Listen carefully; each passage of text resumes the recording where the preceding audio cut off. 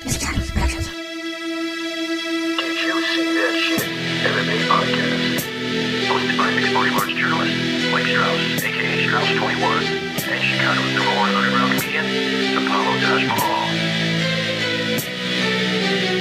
Thank you for listening. I am Mike Strauss, aka Strauss21. And I'm Apollo Taj Mahal. And you are listening to the Did You See That Shit Mixed Martial Arts Podcast. We appreciate all of the smart guys. Keep it up, whether it is on Twitter or Facebook, Instagram. It's all the same. DYSTSP. Put a little underscore in between there. Look for orange smiley face, poop in his eyes. That is us. You can also find us at didyousee-that-shit.com. If you want to get more personal, email me, Mike, at didyousee-that-shit.com, or give us a call, 708-669-4777. Also, you can listen to the full podcast on iTunes, Stitcher, Google Play, pretty much all your favorite podcasting platforms. Give us a like and subscribe on YouTube at Missing Time Productions. And enjoy this interview. We know you will. So I want to welcome Josh Streacker to the show. He is an impressive mixed martial artist from Illinois. So we have extra special love for our brethren here. He's 5-1 now after a huge victory. What's going on, man? Not much, man. Just living the dream, you know, kind of still in shock and awe about how it happened. You know, it was brutal and devastating, but it's also like, you know, I knew it was going to happen. I called it. I said it was going to happen. Don't stand with me. Yeah. I mean, most of your fights end like that, right? I mean. Yeah. The past two especially. So out of 16 fights, including my amateur career, I've got 9 knockouts. So, wow. 10 now out of 17 because I just added that last one last week. So, yeah, it's definitely not a good idea. I got a funky style, and I'm very accurate when I throw, you know? Absolutely. You know, me and my co-host, Apollo here. Hey, what's up, man? Hey, what's up, Paul? How you doing? I'm doing good, man. We were just talking a little bit before the show, and we were trying to figure out what fighter you reminded us of. Your style reminded us of a fighter. And Mike Quick Zwick came to mind. Have you ever heard that comparison before? Mike Quick Swift? Yeah, Mike Quick Zwick. Kind of long and kind of rangy, huh? Exactly. And very good boxing, which I noticed immediately with your hand combinations. Very fast, accurate hands. Yeah, definitely. I've heard a bunch of different things, like a little bit of Carlos Condit, a little bit of Mike Swift, a little bit of like, I don't want to say Chuck Liddell, but like the counter striking ish. And then, I mean, I don't like saying this, but like an essence of McGregor with accuracy and pinpointness, you know? So it's, yeah, man, I mean, it's a long time coming. I got some Taekwondo skills. That's my background, really. Started that when I was 7 years old. And then dove into, like, boxing, really took that under my wing. And even though my hands are down, I'm almost baiting you the entire time to do something stupid, you know? Absolutely, man. I think you're one of the most exciting fighters we have here on the regional scene. That fight from last weekend, you know, that explosion that you had in round 2 to finish the fight, where did that come from? It's like all of a sudden, it's just like a switch gets flipped and you go berserk and you finish dudes. Yeah, it's really cool. I think it's just like my awareness in the ring. You know, I'm always aware of the situation, what's happening, where his jaw's at.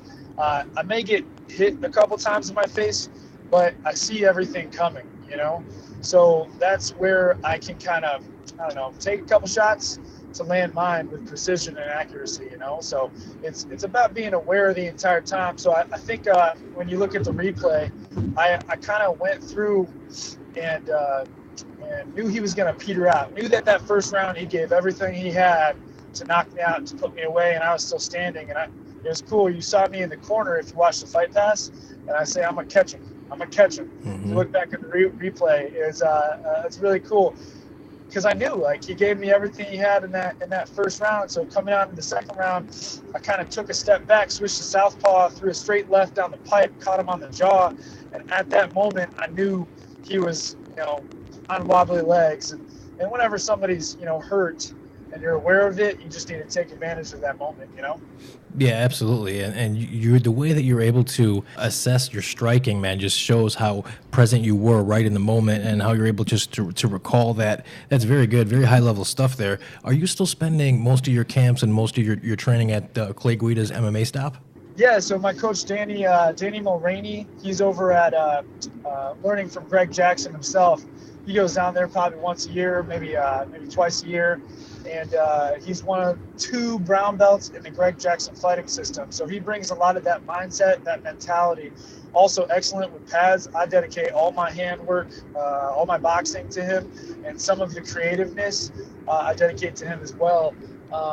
Mike Corey, Bellator veteran, excellent wrestling, but in like MMA style wrestling. He's also over there. He helps me a lot with my ground game and whatnot. And then, to round it all off, Mo Rainey, my head coach, he goes through and trains from Damian Maya and goes on seminars and goes to learn from Eddie Bravo and people like this. So it's a hidden gem in the south side of Chicago, southwest suburbs, but I definitely love it there. But I also work for the UFC gym, and there's a lot of coaches that are really experienced. And so anytime I get a chance, I'll roll up to UFC gym in Wrigleyville and train with, Adil Vigilani. I'll train with Jimmy Doe, Glory kickboxer. I'll train with, Paul Littleton, undefeated boxer. I'll train with a bunch of people, and it gets me kind of prepared. But I think the number one thing is just when you get in this fight game, you got to be mentally there. And I think that's my strongest suit, I'm funky, I'm weird, I'm quirky, but, man, I just go out there and I have fun. And it's about having fun when you walk in that cage and just staying loose. Don't let your mind take you over. And that's what I do. It's fun. Wow. It's great to hear a guy who is so early in his pro career to be, as sound as you are. And your game is pretty sound because I noticed you have really good takedown defense. I was watching some of your videos, even in your amateur stuff, you were able to really keep the fight where you wanted to be.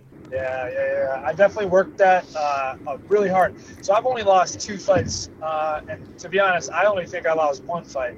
It was my 3rd fight ever, and the guy took me down multiple times. And ever since that moment, I think that I just said that I'm not going to allow that to happen. And if I get taken down, I'm going to get right back up. And I put myself around the likes of Mike Corey. And I think one of the things that people try to do is they try to go above and beyond and like do crazy fancy stuff. And to be honest, like just good hips and like getting double unders and then having maybe 1 or 2 moves off of that, and you're going to be pretty solid, pretty slick, I mean, in the Bellator fights, I fought Thomas Holder. He took me down in the first round, and after that moment, it was like, all right, I'm not going to let that happen again.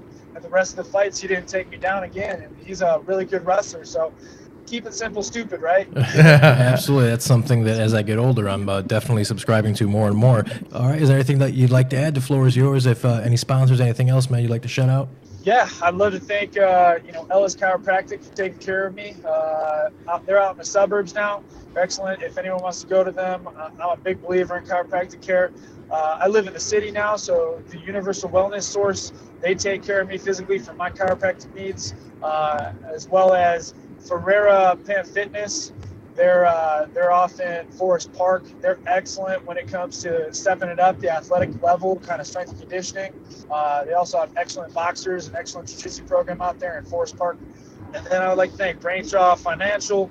They're fantastic. I actually was super last minute on my taxes, so they helped me out for that.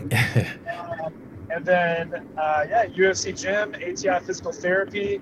I mean, the list goes on. I got a lot of people that are on my side. 2 Mics, if you're ever in Burbank, go over there. Nice little small sports bar. I love myself some sports, so I head there quite frequently whenever I'm out in the area. But yeah, man, thank you for having me on the show. This is always a blast. I love to get my name out. Love to get the word out that I'm a contender. For sure. Anytime, man. I'd love to have you back on anytime. I mean it. Real quick before we let you go, you're a big sports fan. Who do you like in the NBA Finals? Oh, my gosh, man. I mean, how can you say – the one thing I want to do is Steph Curry comes back, then it'll be Houston versus Golden State. And I think Golden State will handle Houston. But without Steph Curry, I don't know, man. I think Houston's going to make it to the finals. And then on the East, I don't know, man. That's like a toss-up, dude. No, I mean, you got LeBron, right? It's going to be so Philly. You gotta go with LeBron.